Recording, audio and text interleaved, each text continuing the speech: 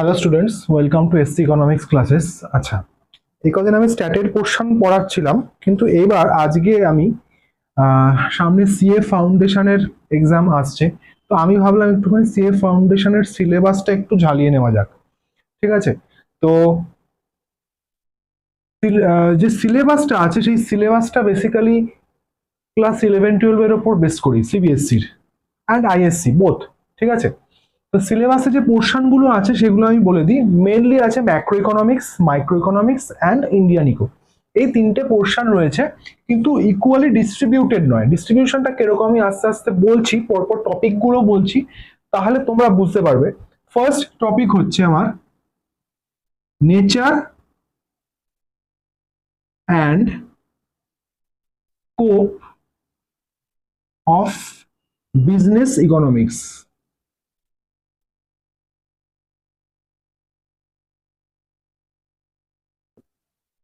যে ইকোনমিক্সটা আছে সিএ ফাউন্ডেশনের এক্সামে, সেটাকে বলা হয় বিজনেস ইকোনমিক্স। ঠিক আছে?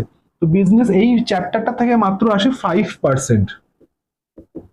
এই চ্যাপ্টারটা ক্যারি করে 5%। টোটাল যে কোয়েশ্চেন আসে 100 মার্কসের ক্ষেত্রে আমার 5 আসে এই চ্যাপ্টার থেকে। ফার্স্ট ইন্ট্রোডাকশন পোর্শন, এটা মাইক্রো ইকোনমিক্স এর মেনলি। ঠিক আছে? সেকেন্ড হচ্ছে আমার theory of demand and supply. ঠিক আছে? Theory of demand and supply থেকে আসে 10%। Important chapter. এবার এই theory of demand and supply এর মধ্যে কিন্তু আমার ইলাস্টিসিটিও আছে and mind it consumer behaviour, অর্থাৎ ইনডিফারেন্স কার্ভ, বাজেট লাইন, এই টপিকগুলো আছে এই পুরো theory of demand and supply এর মধ্যে। আচ্ছা, থার্ড চ্যাপ্টার হচ্ছে আমার theory of production cost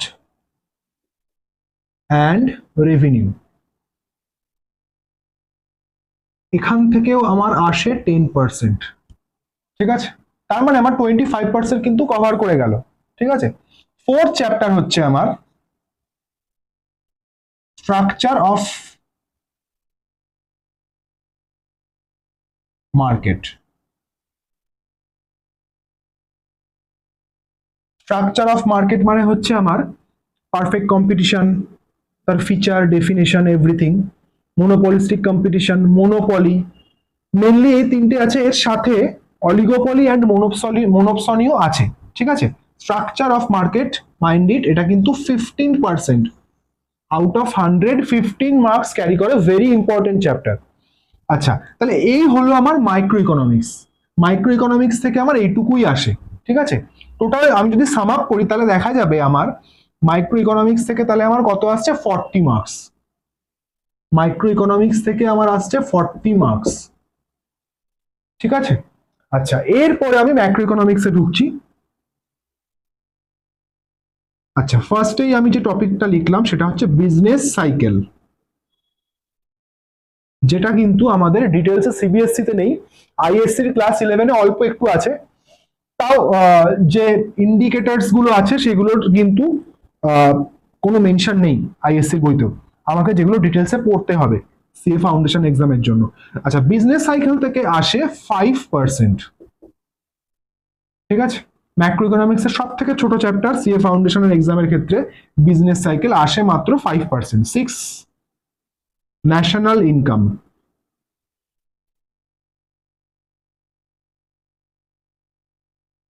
and simple Keynesian model, অর্থাৎ theory of income and employment অথবা ইকুইলিব্রিয়াম ন্যাশনাল ইনকামের চ্যাপ্টারটাকে বলা হয় সিম্পল কেনশিয়ান মডেল। এই দুটো মিলিয়ে আসে আমার 15% আউট অফ 100। তার মানে মাইক্রো ইকোনমিক্স যেমন স্ট্রাকচার অফ মার্কেট, আমার মাইক্রো ইকোনমিক্স এর ম্যাক্রোর ক্ষেত্রে national income and simple Keynesian model, দুটো মিলিয়ে আমার 15%। অ্যান্ড আরেকটা কথা, একটা ইম্পর্টেন্ট একটা ফ্যাক্ট, সেটা হচ্ছে আমার সিএ ইন্টার এক্সামের ক্ষেত্রেও না এই চ্যাপ্টারটা থাকে। অর্থাৎ গোটা সিএ জার্নিতে আমার এক্সামের ক্ষেত্রে এই ন্যাশনাল ইনকাম আর simple Keynesian model is very much important. ঠিক আছে? 7 নম্বর টপিক হচ্ছে, এটাও ম্যাক্রো ইকোনমিক্সের, money. Both demand and supply. ঠিক আছে, বোথ ডিমান্ড অ্যান্ড সাপ্লাই। এখান থেকে কত মার্কস থাকে? 10%। 10%। আচ্ছা, এইট টপিক হচ্ছে আমার পাবলিক ফিনান্স, অর্থাৎ role of government in an economy. এখান থেকেও আমার আসে 10%। ঠিক আছে। আচ্ছা, আরো দুটো টপিক আছে। একটা হচ্ছে আমার ইন্টারন্যাশনাল ট্রেড।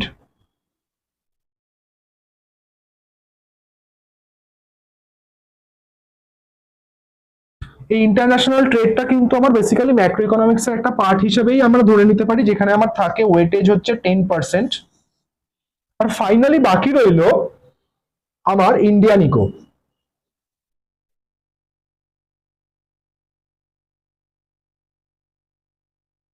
ইন্ডিয়ান ইকো থেকেও আমার আসে 10%। এবার এই ইন্ডিয়ান ইকোটার মধ্যে কিন্তু আমার সিবিএসসির সিলেবাসের সবটা লাগে না।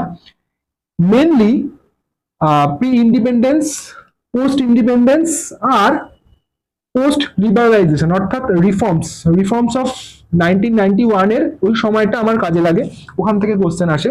আর ইন্টারন্যাশনাল ট্রেডটা আমার বেসিক্যালি ম্যাক্রো ইকোনমিক্স এর টপিক হিসেবে রয়েছে। তাহলে মাইক্রো ইকোনমিক্স থেকে আছে আমার 40%, ইন্ডিয়ান ইকোতে আছে আমার 10%, তাহলে বাকি রইল 50%। অর্থাৎ ম্যাক্রো ইকোনমিক্স আমার টোটাল ক্যারি করছে 50%। ঠিক আছে। তো this is the entire syllabus of business economics in CA foundation exam. আমি ইউটিউবের যে পোস্ট হয় সেখানেও আমি এটা একবার ছবি তুলে দিয়ে দেবো, তোমরা একটা স্ক্রিনশট তুলে নিয়ে রাখতে পারো। ঠিক আছে, অল দ্য বেস্ট।